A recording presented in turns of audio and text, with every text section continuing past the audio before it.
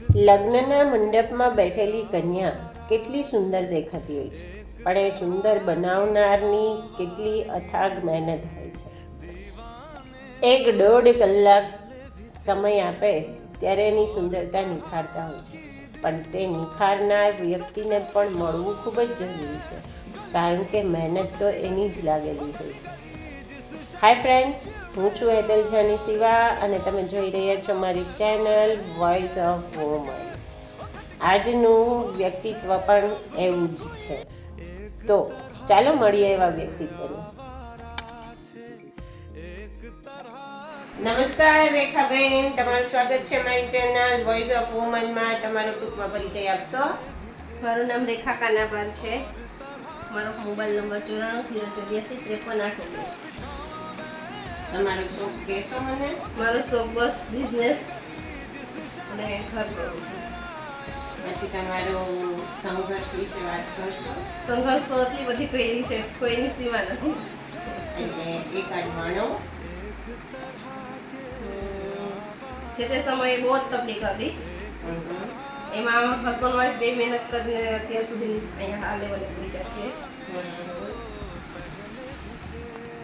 તમારા નાના નાના બાબા છે ઈ, પછી આ પાર્લર, બધુંનું બેલેન્સ કઈ રીતે કરો છો?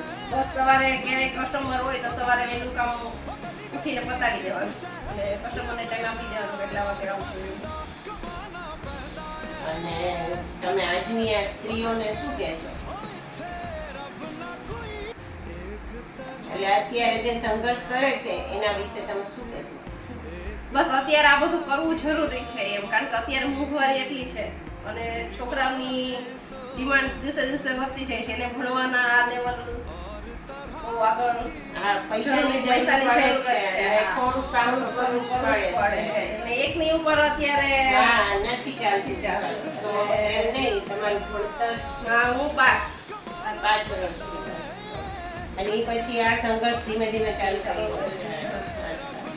એટલે તમે આજની છોકરીઓને શું કહેશો?